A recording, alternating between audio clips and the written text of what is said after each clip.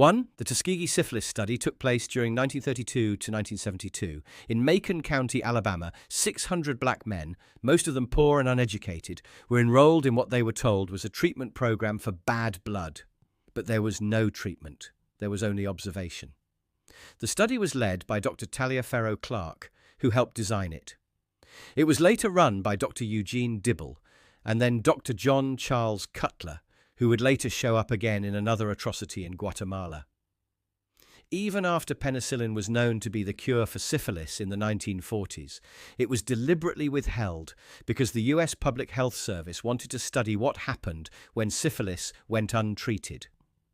The men went blind, paralyzed, mad, dead, and still no one stepped in.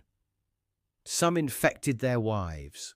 Others passed it to their children at birth. This wasn't a study. It was a death sentence disguised as medicine. And the worst part, it only ended when a whistleblower leaked the truth to the press, 40 years too late.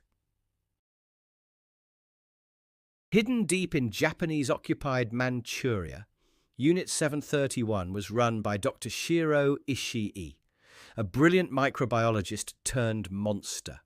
Under the banner of scientific advancement, Ishii led thousands of experiments on Chinese prisoners, men, women, and children. Vivisections performed while the victims were fully conscious. Limbs amputated and reattached in reverse. Organs removed without anesthesia. Prisoners were infected with anthrax, syphilis, cholera, and plague just to see what happened. They were frozen, dehydrated, starved, and blown apart by grenades, all in the name of research. When the war ended, Ishii and his team should have been tried for war crimes. But instead, they struck a deal. The US granted them immunity in exchange for the biological warfare data they collected. The bodies burned, and the truth was buried.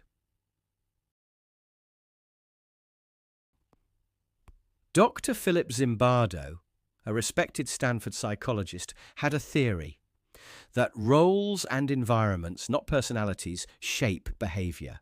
So he created a mock prison. 24 college students were split into guards and prisoners. The simulation would run for 2 weeks.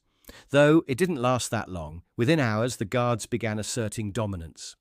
By day 2, they were shouting orders, stripping prisoners naked and depriving them of sleep. Zimbardo, instead of observing, became part of the system, playing the prison superintendent and allowing the abuse to escalate. One prisoner broke down after just 36 hours. Another went on a hunger strike. It took an outsider, Zimbardo's girlfriend at the time, Christina Maslach, to call it out. Only then did he pull the plug. The takeaway? It doesn't take evil people to do evil things. Just uniforms, permission, and silence.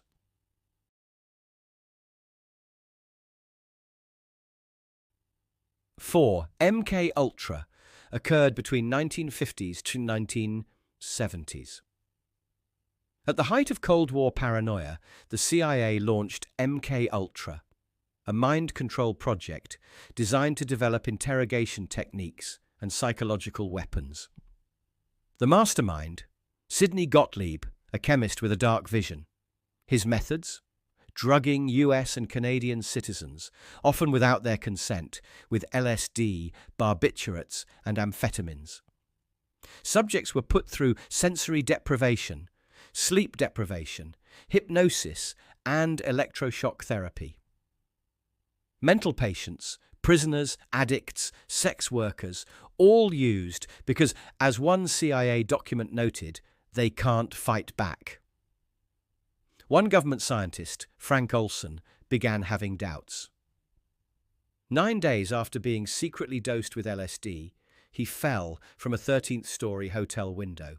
His death was ruled suicide, but later evidence pointed toward a CIA cover-up. MKUltra ran for over 20 years, and when it began to surface, the CIA destroyed most of the files. What remains is chilling. What's missing may be worse.